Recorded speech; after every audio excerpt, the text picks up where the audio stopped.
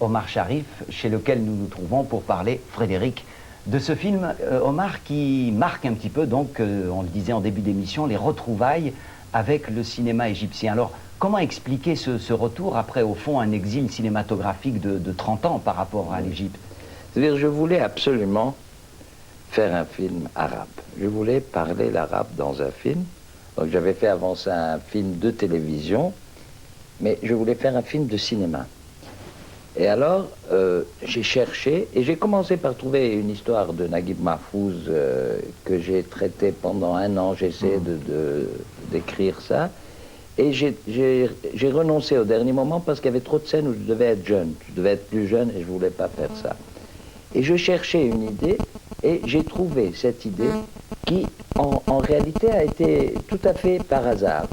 J'étais à l'anniversaire de petits-enfants, et vous savez qu'en Égypte, on fait toujours venir un marionnettiste pour les anniversaires d'enfants. Et j'ai trouvé ça formidable, la réaction des enfants, et ce rapport qu'il y a entre les marionnettes et les enfants. Ils se parlent. Quand vous regardez la télévision, vous ne pouvez pas parler. Je veux dire, vous n'avez pas le droit de feedback, il n'y a pas d'échange. Il n'y a pas d'échange. La télévision parle et vous écoutez. Vous subissez sans aucun échange. Alors, je me suis dit que c'était beau, ce spectacle-là, où on peut intervenir d'un côté. Et puis, alors, j'ai eu l'idée, comme étant donné que le marionnettiste en Égypte, il met un bout de fer blanc au fond de sa bouche pour faire cette voix de marionnette.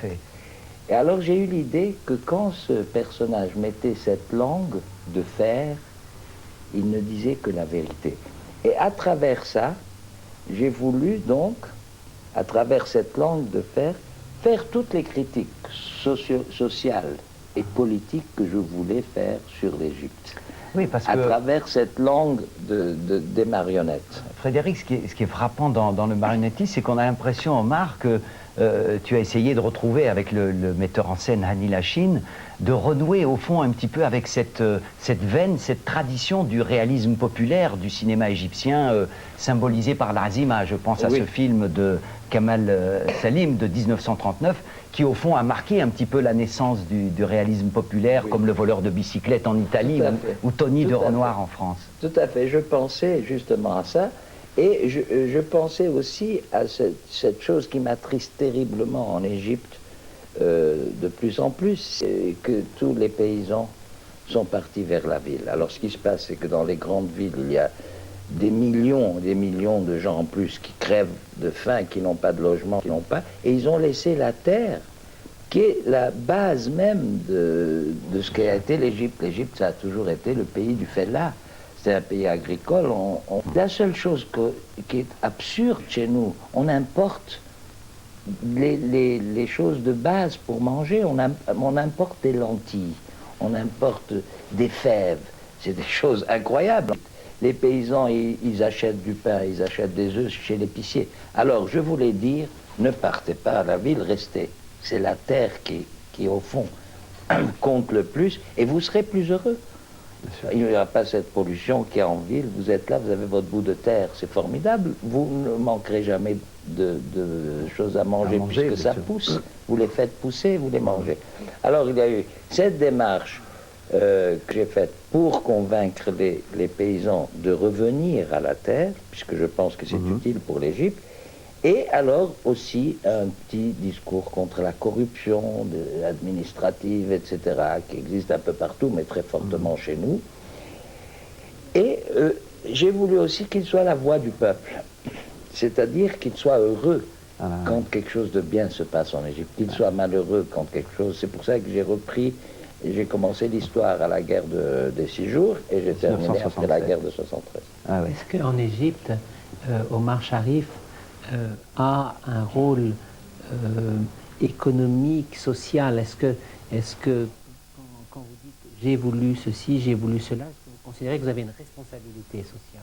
Oui, je pense tout à fait que j'ai une responsabilité sociale. Je ne sais pas si elle a une influence quelconque, mais je pense qu'il est de mon devoir d'essayer de faire face à cette responsabilité.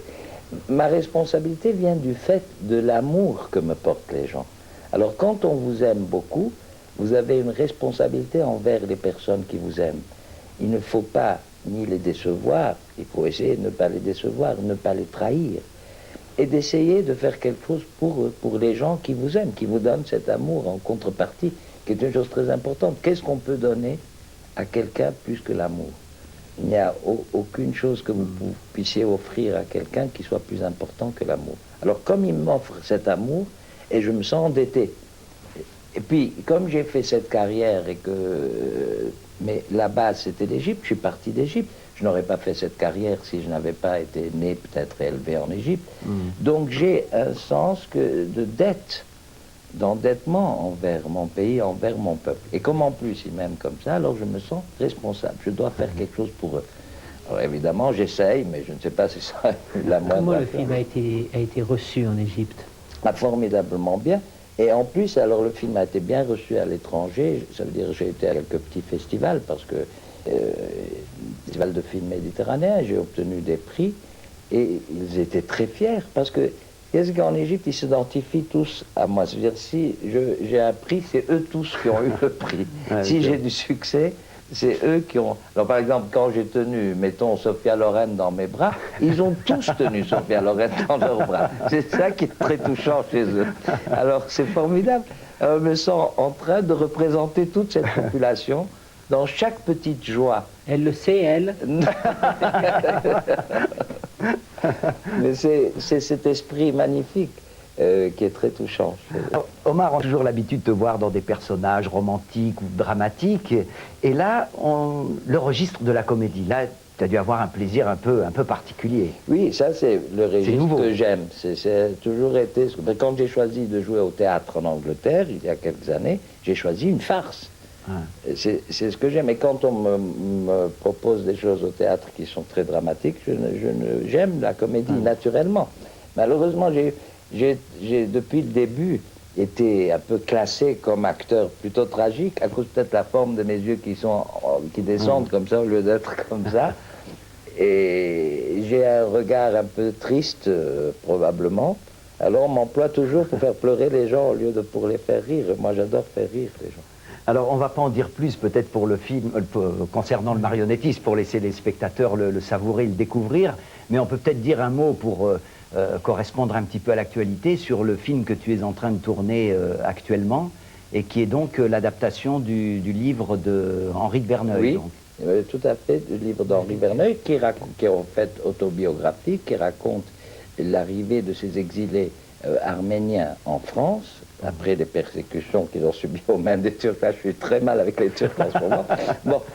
Et alors, cette adaptation de réfugiés étrangers, c'est un problème très important en France, qu'ils soient arméniens, qu'ils soient nord-africains. Au fond, c'est le même problème, c'est l'intégration dans une société qui a des mœurs différentes et qui a une attitude différente. C'est-à-dire que les Arméniens étant tout à fait orientaux, quand ils sont arrivés avec toutes leurs habitudes orientales, ils mangent à l'oriental et tout, et ils se sont adaptés dans ce milieu de la France. Et à travers ce film, je pense que c'est un film qui est d'actualité, qui aussi concerne nos frères nord-africains. Tout à fait. Donc on aura le plaisir de découvrir ce film qui s'appelle Maërig. Alors peut-être un dernier mot, Omar, à l'adresse des téléspectateurs.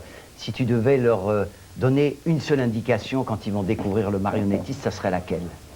Qu'est-ce que tu leur dirais avec la générosité qu'on te connaît? Oui, non, mais moi je leur souhaite simplement d'être heureux, de travailler, de vivre. Tu sais, le problème aujourd'hui, ce qu'on peut souhaiter de mieux aux gens, c'est de vivre. C'est de vivre et de ne pas perdre. Il faut s'intégrer dans la société dans laquelle on vit, mais il faut garder quand même dans son cœur un certain côté émotionnel qui est le nôtre, qui est un peu le mélodrame, mais qui est débordant d'amour. Au fond, nous, je veux bien qu'on comprenne qu'on est des gens qui sont pleins d'amour. Nous, les orientaux, je veux dire. Nous sommes pleins d'amour et il faut le donner. Et il faut faire voir qu'est-ce que c'est que l'amour aux gens. Frédéric, peut-être un dernier mot à l'adresse de moi Omar je pour le pensais simplement remercier. qu'à l'avenir, je mettrai aussi une petite plaque en fer dans mon palais pour parler comme le fait Omar. Merci, Omar, merci de nous avoir accueillis ce soir. Et puis à ceux qui nous regardent, ceux qui sont fatigués ou qui travaillent demain matin, selon la formule consacrée, tous à vos magnétoscopes. Et puis aux autres, bon film et bonne soirée pour cette nuit du cinéma et à la semaine prochaine. Bonsoir.